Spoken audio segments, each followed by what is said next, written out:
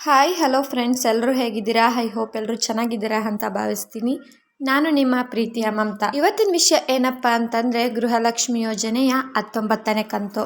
ಗೃಹಲಕ್ಷ್ಮಿ ಯೋಜನೆಯ 19ನೇ ಕಂತು ಮತ್ತು 20ನೇ ಕಂತಿನ ಬಿಡುಗಡೆ ಬಗ್ಗೆ ಮಾಹಿತಿಯನ್ನು ತಿಳಿಸ್ಕೊಡ್ತೀನಿ. ಹಾಗೆ CM ಸಿದ್ದರಾಮಯ್ಯನವರು ಅಧಿಕಾರಕ್ಕೆ ಬಂದ ನಂತರ 5 ಗ್ಯಾರಂಟಿ ಯೋಜನೆಗಳನ್ನು ತಂದರು. ಆ 5 ಗ್ಯಾರಂಟಿ ಯೋಜನೆಗಳ ಬಗ್ಗೆ CM ಸಿದ್ದರಾಮಯ್ಯನವರು ಹೇಳಿಕೆಯನ್ನು ಕೊಟ್ಟಿದ್ದಾರೆ. ಏನಂತ ಹೇಳಿಕೆ ಕೊಟ್ಟಿದ್ದಾರಪ್ಪ ಅಂತ ಅನ್ನೋದನ್ನು ಕೂಡ ನಾನು ಇವತ್ತಿನ ವಿಡಿಯೋದಲ್ಲಿ ನಿಮಗೆ ತಿಳಿಸ್ಕೊಡ್ತಾ ಹೋಗ್ತೀನಿ ಸ್ನೇಹಿತರೆ. ಅದಕ್ಕಿಂತ ಮೊದಲು ಯಾರಿನ್ನೂ ನಮ್ಮ ಚಾನಲ್ ಸಬ್ಸ್ಕ್ರೈಬ್ ಮಾಡ್ಕೊಳ್ದಿರೋ ವಿಡಿಯೋನ ನೋಡ್ತಾ ಇದ್ದೀರೋ ಅವರೆಲ್ಲರೂ ಕೂಡ ಚಾನಲ್ನ ಸಬ್ಸ್ಕ್ರೈಬ್ ಮಾಡಿಕೊಂಡು ವಿಡಿಯೋನ ನೋಡಿ. ಹಾಗೆ ಯಾರ್ಯಾರು ವಿಡಿಯೋನ ಚಾನಲ್ ಸಬ್ಸ್ಕ್ರೈಬ್ ಮಾಡಿಕೊಂಡು ನೋಡ್ತಾ ಇದ್ದೀರೋ ಅವರೆಲ್ರಿಗೂ ಕೂಡ ನನ್ನ ಹೃದಯಪೂರ್ವಕ ಧನ್ಯವಾದಗಳನ್ನ ತಿಳಿಸ್ತೀನಿ.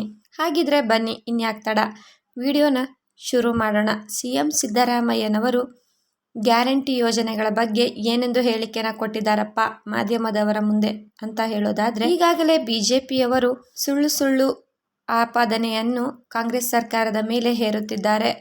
ಕಾಂಗ್ರೆಸ್ ಸರ್ಕಾರದ ಹತ್ತಿರ ಹಣನೇ ಇಲ್ಲ, ಸುಮ್ಮನೆ ಗ್ಯಾರಂಟಿ ಯೋಜನೆಗಳನ್ನ ಕೊಟ್ಬಿಟ್ಟು ಅದನ್ನು ನಿಭಾಯಿಸೋಕ್ಕಾಗ್ದಿರ ಸುಮ್ಮನೆ ಒದ್ದಾಡ್ತಾ ಇದೆ ಸರ್ಕಾರ ಎಂದು BJP ಸರ್ಕಾರದವರು ಕಾಂಗ್ರೆಸ್ ಸರ್ಕಾರದ ಮೇಲೆ ಅನೇಕ ದೂರುಗಳನ್ನು ಹೇಳ್ತಿದ್ದಾರೆ. ಆ ಬಗ್ಗೆ CM ಸಿದ್ದರಾಮಯ್ಯನವರು ಗ್ಯಾರಂಟಿ ಯೋಜನೆಗಳಿಂದ ಏನೂ ಖಜಾನೆ ಖಾಲಿ ಆಗಿಲ್ಲ, BJPಯವರ ಮಾತನ್ನು, ವಿರೋಧ ಪಕ್ಷದವರ ಮಾತನ್ನು ನಂಬಬೇಡಿ, BJPಯವರ ಮಾತಲ್ಲಿ ಎಳ್ಳಷ್ಟು ಕೂಡ ಸತ್ಯ ಇಲ್ಲ, ಅವರ ಮಾತನ್ನು ನಂಬಬೇಡಿ ಎಂದು CM ಸಿದ್ದರಾಮಯ್ಯರವರು ಹೇಳಿಕೆಯನ್ನು ಕೊಟ್ಟಿದ್ದಾರೆ. ಗ್ಯಾರಂಟಿ ಯೋಜನೆಗಳಿಂದ ಖಜಾನೆ ಖಾಲಿ ಮಾಡಿಕೊಂಡಿರುವ ಸರ್ಕಾರ ಎಂದು BJP ಸರ್ಕಾರದವರು ಕಾಂಗ್ರೆಸ್ ಸರ್ಕಾರವನ್ನು ಟೀಕಿಸುತ್ತಿದ್ದಾರೆ. ಹಾಗಿದ್ರೆ ಇದು ನಿಜಾನಾ? ಇದ್ರ ಬಗ್ಗೆ CM ಸಿದ್ದರಾಮಯ್ಯನವರು ಏನಂತ ಹೇಳಿದ್ದಾರೆ ಅಂತ ನೋಡೋದಾದ್ರೆ, ಚುನಾವಣೆ ನಡೆಯುವುದಕ್ಕಿಂತ ಮೊದಲು ನಾವು 5 ಗ್ಯಾರಂಟಿ ಯೋಜನೆಗಳನ್ನು ಕೊಡುವುದಾಗಿ ಹೇಳಿದ್ದೆವು. ನಾವು ಅಧಿಕಾರಕ್ಕೆ ಬಂದ ನಂತರ ಈ 5 ಗ್ಯಾರಂಟಿ ಯೋಜನೆಗಳನ್ನು ಜನತೆಗೆ ಕೊಡುತ್ತಿದ್ದೇವೆ. ನಾವು ಅಧಿಕಾರಕ್ಕೆ ಬಂದ 2 ವರ್ಷದಿಂದ 80,000 ಕೋಟಿ ಹಣನ ಜನತೆಗೆ ಗ್ಯಾರಂಟಿ ಯೋಜನೆಗಳಿಗೆ ನೀಡಿದ್ದೇವೆ. ಹಾಗೆ ಇನ್ನು 50,000 ಕೋಟಿ ಹಣನ ಬಜೆಟ್ನಲ್ಲಿ ಇಟ್ಟಿದ್ದೇವೆ ಎಂದು CM ಸಿದ್ದರಾಮಯ್ಯನವರು ಹೇಳಿಕೆಯನ್ನು ನೀಡಿದ್ದಾರೆ.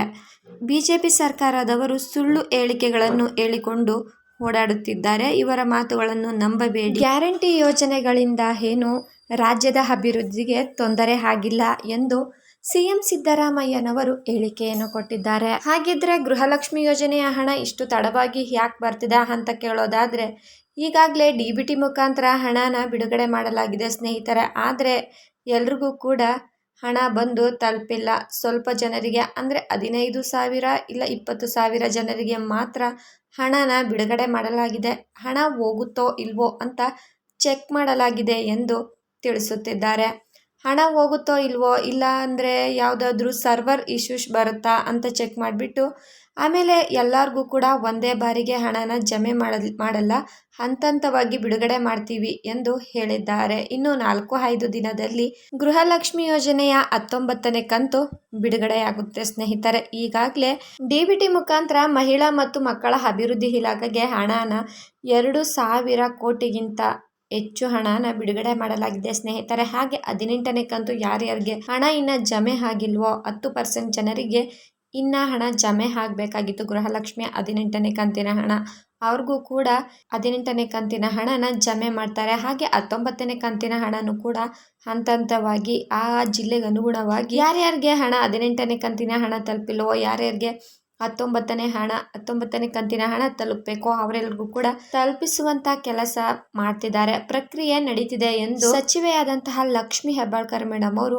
ಮಾಹಿತಿಯನ್ನು ನೀಡಿದ್ದಾರೆ ಸ್ನೇಹಿತರೆ. ಯಾರು ಕೂಡ ವರಿನ ಮಾಡ್ಕೊಳ್ಳೋದಿಕ್ಕೆ ಹೋಗಬೇಡಿ. ಈಗಾಗಲೇ 80,000 ಕೋಟಿ ಹಣನ ರಾಜ್ಯದ ಜನತೆಯ ಜೇಬಿಗೆ ಹಾಕಿದ್ದೇವೆ ಎಂದು CM ಸಿದ್ದರಾಮಯ್ಯನವರು ಹೇಳಿಕೆಯನ್ನು ನೀಡಿದ್ದಾರೆ. ಹೀಗಿರುವಾಗ ಗೃಹಲಕ್ಷ್ಮಿ ಯೋಜನೆಯ 19ನೇ ಕಂತು ಬಂದೇ ಬರುತ್ತೆ ಸ್ನೇಹಿತರೆ. ಯಾರು ಕೂಡ ವರಿನ ಮಾಡ್ಕೊಳ್ಳೋದಿಕ್ಕೆ ಹೋಗಬೇಡಿ, ಹಣ ಬಂದೇ ಬರುತ್ತೆ ಅಂತ ಹೇಳ್ತಾ, ಇನ್ನು ಯಾವುದಾದ್ರೂ ಹೊಸ ಅಪ್ಡೇಟ್ ಇದ್ದರೆ ನಾನು ನಿಮಗೆ ತಿಳಿಸ್ಕೊಡ್ತೀನಿ ಅಂತ ಹೇಳ್ತಾ ಈ ವಿಡಿಯೋನ ಇಲ್ಲಿಗೆ ಎಂಡ್ ಮಾಡ್ತಾ ಇದ್ದೀನಿ. ಅದಕ್ಕಿಂತ ಮೊದಲು ಯಾರೇನು ನಮ್ಮ ಚಾನಲ್ ಸಬ್ಸ್ಕ್ರೈಬ್ ಮಾಡ್ಕೊಳ್ದಿರ ವಿಡಿಯೋನ ನೋಡ್ತಾ ಇದ್ದೀರೋ ಅವರೆಲ್ಲರೂ ಕೂಡ ಚಾನಲ್ನ ಸಬ್ಸ್ಕ್ರೈಬ್ ಮಾಡಿಕೊಂಡು ವಿಡಿಯೋನ ನೋಡಿ.